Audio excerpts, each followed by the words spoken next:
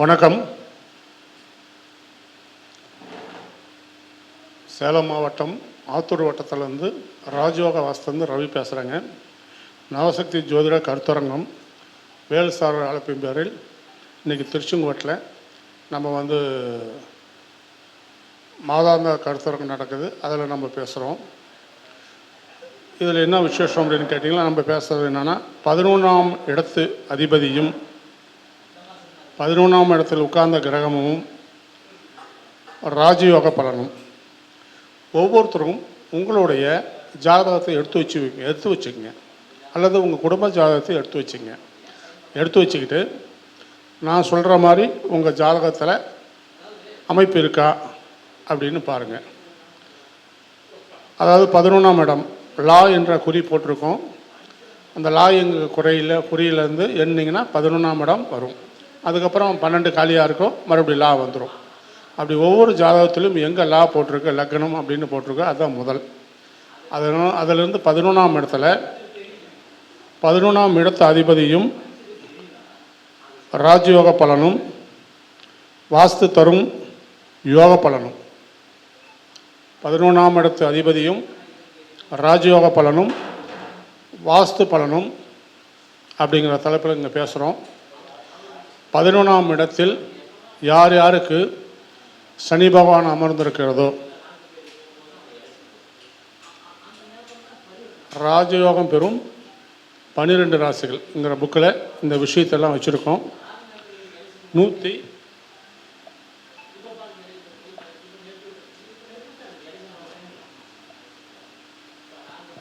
ராகு பகவான் கேது பகவான் தரும் ராஜயோகம் உதாரண படம் அப்படின்னு போட்டு 11 ராகு இருந்தால் என்ன பண்ணும், அதே 11 கேது இருந்தால் என்ன பண்ணும், குரு பார்த்தால் என்ன பண்ணும் அப்படிங்கிற விளக்கத்தையும் இதில் கொடுத்துருக்கோம். அப்போ இந்த புக்கில் இருக்கிற மாதிரி உங்களுக்கு இருக்குன்னா, 11 ராகு இருக்குது, 11 சனி பகவான் இருக்குது, 11 கேது பகவான் இருக்குது, குரு பார்த்துருக்காங்கன்னா கோடீஸ்வர யோகம். அப்போ உங்கள் ஜாதகத்தில் இருக்குது அப்படின்னா இந்த புக்கை வாங்கி படித்து பார்த்தீங்கன்னா உங்களுக்கு ஒவ்வொருத்தருக்கும் தான் ஜாதகத்தில் ராஜயோகம் தரும் 12 ராசிகள் அப்படிங்கிற புக்கு மூலிமா பல ஆயிரம் கருத்துக்களை நீங்கள் பார்த்துக்கலாம். அந்த அளவுக்கு தெளிவாகவும் விரிவாகவும் கொடுத்துருக்கோம். இப்போ 11ஆம் இடம் அப்படி என்பது சாதாரணமாக பார்ப்போம்.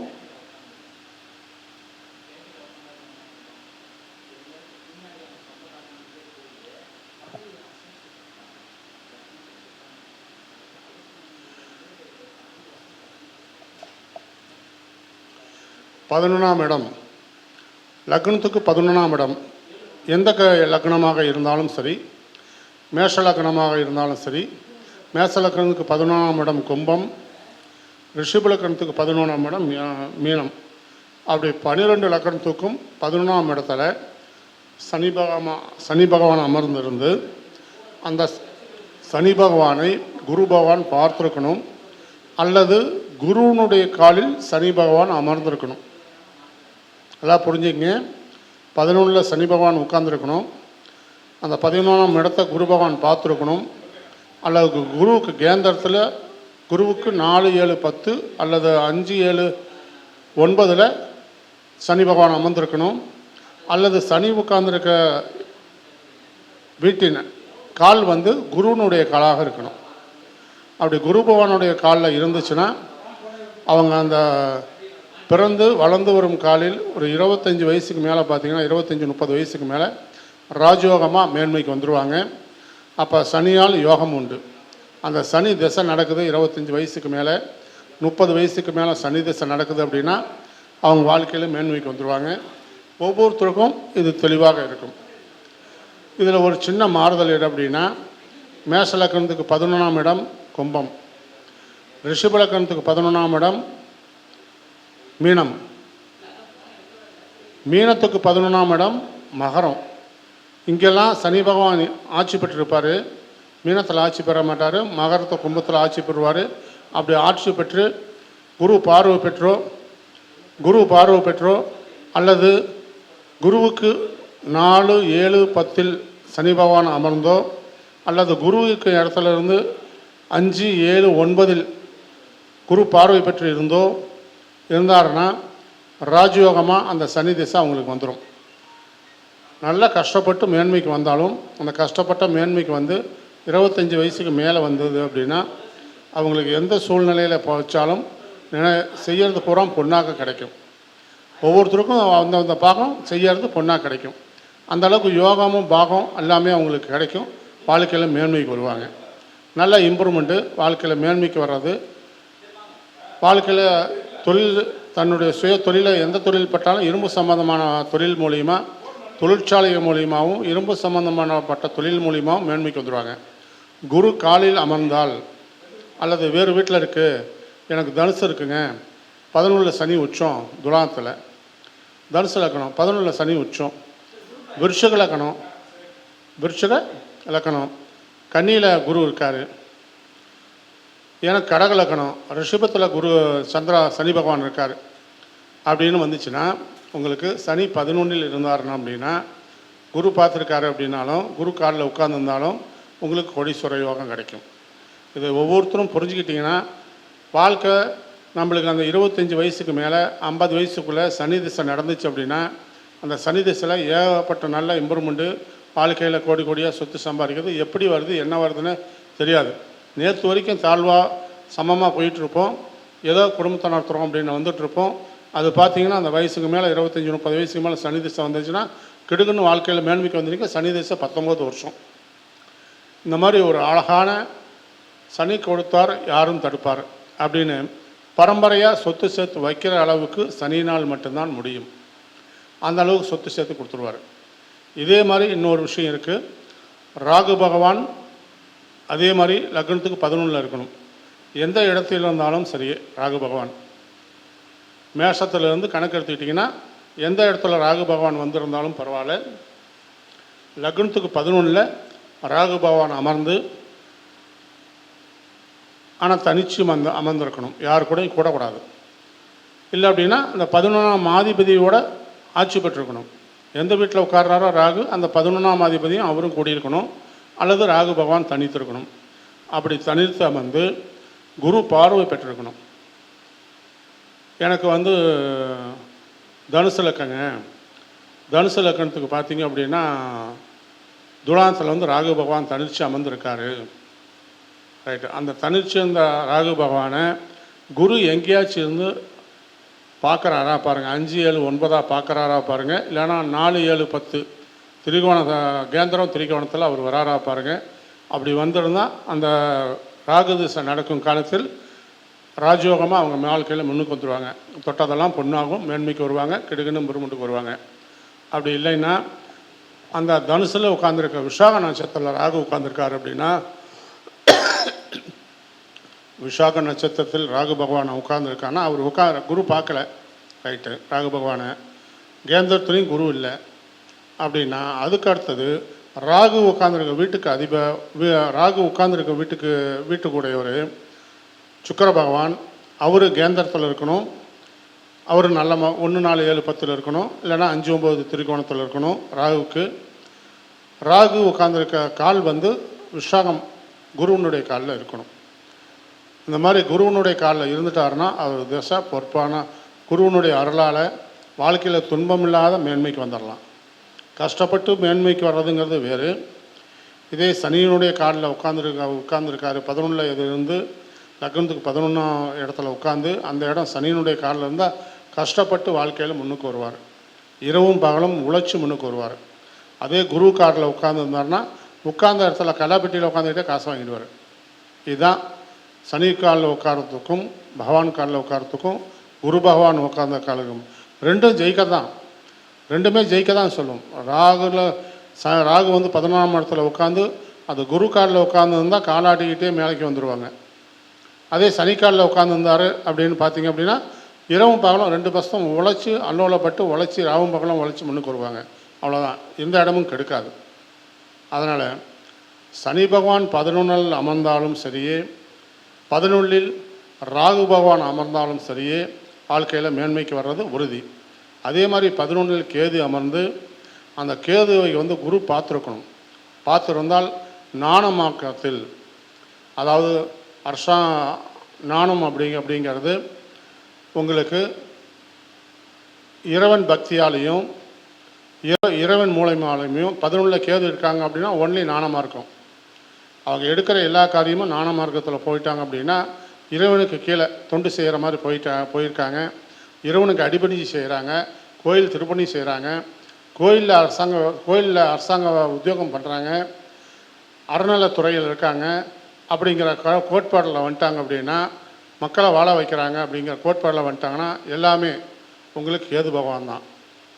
பெரிய பெரிய டாக்டரு, பெரிய பெரிய விஞ்ஞானிகள், பெரிய பெரிய மத குருக்கள், நாட்டை ஆளக்கூடிய தகுதி வாய்ந்தவர்கள் பூராவுமே கேதுவை குரு பார்த்துருக்கணும். நாணக்காரகனை குரு பார்த்தால் மட்டும்தான், அல்லது நாணக்காரகன் 11 அவர் புதனுடைய காலில் இருக்கணும். புதன் அல்லது குருவுடைய காலில் அவர் உட்கார்ந்துருக்கணும். அப்படி இருந்தால் மட்டும் அவங்க ராஜயோகமாக முன்னுக்கு வந்துடுவாங்க. அந்த கேதுனுடைய திசையில் வாழ்க்கையில் எப்பயுமே மேன்மை உண்டு. தொட்ட பொருள் பொன் பொருள் மேன்மைக்கு வரும், பொன்னாகும். 11 கேது இருக்கிறவங்களுக்கு. ஆனால் நல்ல இடத்துல உட்காந்துருக்கணும்.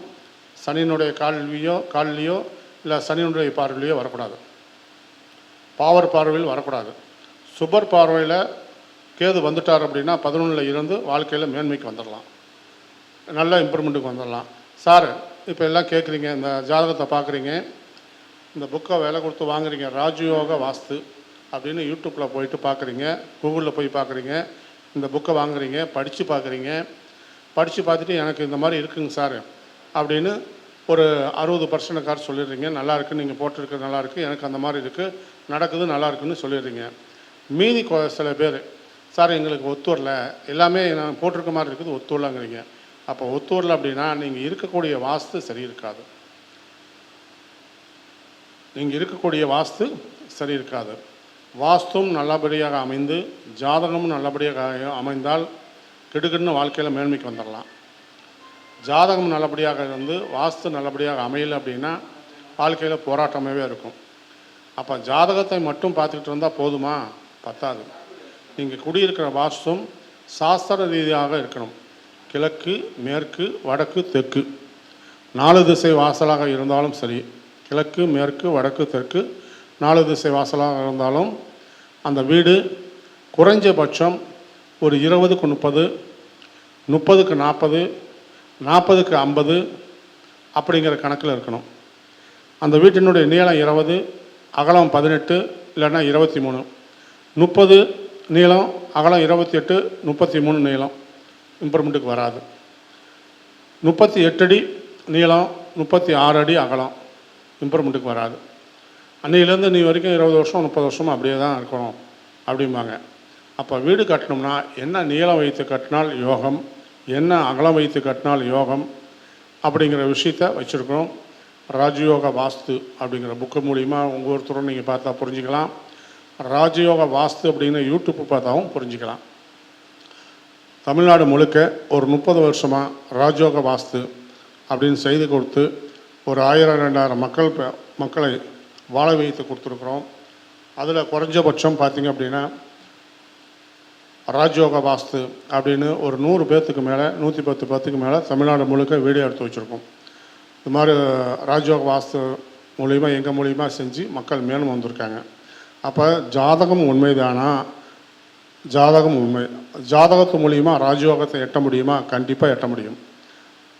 11 சனி பகவான் இருக்கணும் லக்னத்துக்கு, 11 ராகு பகவான் இருக்கணும், 11 கேது பகவான் இருக்கணும். யார் இருந்தாலும் தனிச்சிருக்கணும். அந்த தனிச்சிருக்கவங்க குருவனுடைய காலில் உட்கார்ந்துருக்கணும், அல்லது குரு பார்வை பெற்றிருக்கணும், அல்லது குருவுக்கு கேந்திரத்தில் வந்திருக்கணும். அப்படி இருந்தால் அது ராஜயோகமாக இருக்கும்.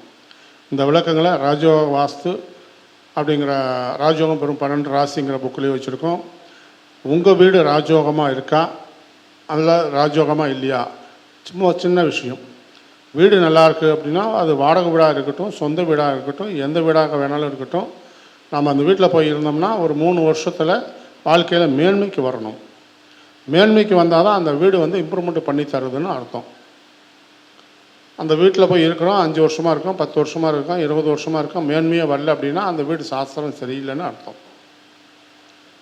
இதை போய் வெளியில் எங்கேயும் பார்க்க தேவையில்லை. உங்கள் அனுபவத்தில் நீங்களே ஒவ்வொருத்தரும் பார்த்து தெரிஞ்சு புரிஞ்சுக்கலாம். புது வீடாக இருக்கட்டும் அல்லது வாடகை வீடாக இருக்கட்டும், குத்தகைக்கு வீட்டு மேலே பணம் கொடுத்துட்டு போங்க, இல்லை சொந்தமாக சம்பாதிச்சு வீடு லோன் போட்டு கட்டுங்க, அல்லது சொந்தமாக சம்பாதிச்சு வீடு கட்டி கிரகப்பிரவேசம் பண்ணிப்போங்க, இல்லை பூர்வீக சொத்தில் இருங்க. எதுவாக இருந்தாலும் ஒரு 3 வருஷத்தில் வாழ்க்கையில் இம்ப்ரூவ்மெண்ட்டுக்கு வரணும். குறைஞ்சபட்சம் 3 வருஷம். 3 வருஷத்தில் இம்ப்ரூவ்மெண்ட்டுக்கு வரல அப்படின்னா அந்த வீடு சாஸ்திரம் சரியில்லைன்னு அர்த்தம். 3 வருஷத்துக்குள்ள கொஞ்சம் வாங்கின கடனை அடைச்சோ இல்லை நகை நட்டு வாங்கியோ வாழ்க்கையில் மேன்மையாக வந்தால் மட்டும்தான் அந்த வீடு நல்லது செஞ்சு கொடுக்குன்னு தெரியும். அப்படின்னு ஒவ்வொருத்தரும் தன் ஜாதகம் உண்மைதானான்னு தெரிஞ்சுக்க பாருங்கள். ராஜயோகம் இருக்கா பாருங்கள். அடுத்தது தன் குடியிருக்கிற வீடு ராஜயோகமாக இருக்கான்னு பாருங்கள். அப்படி 2 தரப்புலையும் பார்த்தா மட்டும்தான் வாழ்க்கை ஜெயமாகும். வெறும் ஜாதகத்தை வச்சுக்கிட்டு பார்த்தாலும் ஜெயமாகாது, வாஸ்து மட்டுமே பார்த்துக்கிட்டு இருந்தாலும் ஜெயமாகாது. ஜாதகத்துலேயும் யோக பாவங்கள் இருக்கணும். சந்திரமங்கல யோகம், குரு சந்திர யோகம். குரு சந்திரனை பார்த்தா குரு சந்திர யோகம். செவ்வாய் வந்து குருவோட கூடனா சந்திரமங்கல யோகம்.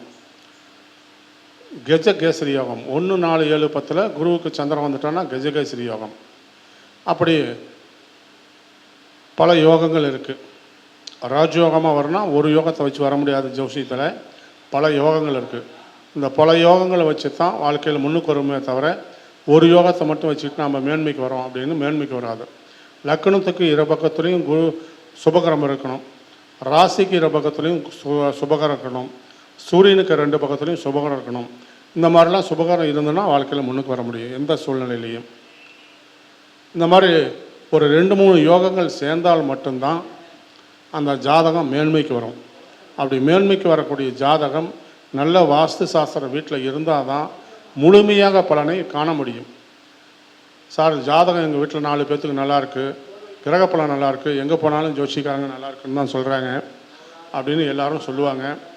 நான் சின்ன ஜோசியத்துலேருந்து பெரிய ஜோசியம் வரைக்கும் பார்த்துட்டேன். ஆனால் என் வாழ்க்கையில் 25 வருஷமாக எந்த ஒரு மாற்றமும் கிடையாது. 10 வருஷமாக எந்த மாற்றமும் கிடையாது. 30 வருஷமாக எந்த மாற்றமும் கிடையாது.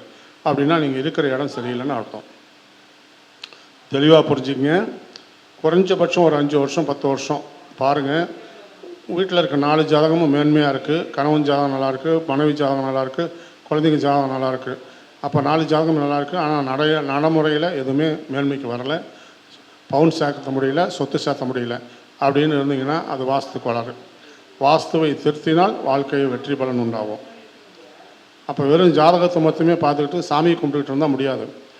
வாஸ்து சரியாக இருக்க கோயிலில் இருக்க சாமிக்கு கும்பல் வருது, வாஸ்து தவறான இருக்க கோயிலில் இருக்க சாமிக்கு கும்பல் வர்றது.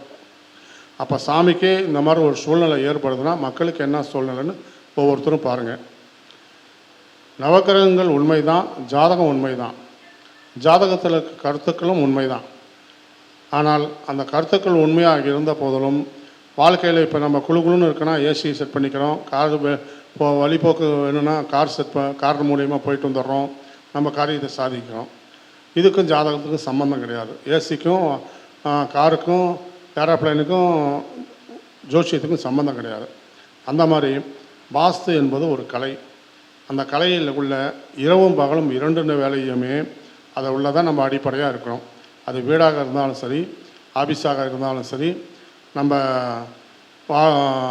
நம்ம தொழில் ஃபேக்ட்ரியாக இருந்தாலும் சரி, எதுவாக இருந்தாலும் சாஸ்திர ரீதியாக இருந்து ஜாதகம் சரியாக இருந்தால் வாழ்க்கையில் வெற்றி பலன் பெறலாம். ஜாதகம் சரியாக இருந்து வாஸ்து சரியில்லைன்னா வாழ்க்கை போராட்டமே இருக்கும். அதனால் ஒவ்வொருத்தரும் வாஸ்துவை சரி பண்ணி பாருங்கள், வாழ்க்கையில் முன்னுக்கு வாங்க. 1 முறை இல்லை, 2 முறை இல்லை, உங்களுடைய வாழ்க்கை உங்கள் கையில் தான் இருக்குது. ஜாதகம் எப்படி முக்கியமோ அதே மாதிரி வாஸ்துவும் முக்கியம். ராஜயோக வாஸ்து. ராஜயோகம்னா என்ன? 1, 4, 7, 10 சுபகரங்கள் அமர்ந்து குரு பார்த்துருந்து ராஜயோகமான ஜாதகம். 1, 5, 7, 9 இதில் ராஜயோகமாக சுபகரங்கள் உட்காந்து குரு பார்த்துருந்தாலும் வாழ்க்கையில் முன்னுக்கு வரலாம். இந்த மாதிரி பல கருத்துக்களையும் பல ரகசியங்களையும் ராஜயோகம் பெறும் 12 ராசிங்கிற புக்கில் வச்சுருக்கோம். ஒவ்வொருத்தரும் அந்த புக்கை வாங்கி நீங்கள் பார்த்தீங்க அப்படின்னா உங்கள் வாழ்க்கையில் நீங்கள் முன்னுக்கு வரலாம். நம்மளுக்கு இந்த ராஜயோகம் உண்மை தானே அப்படின்னு தெரிஞ்சுக்கலாம்.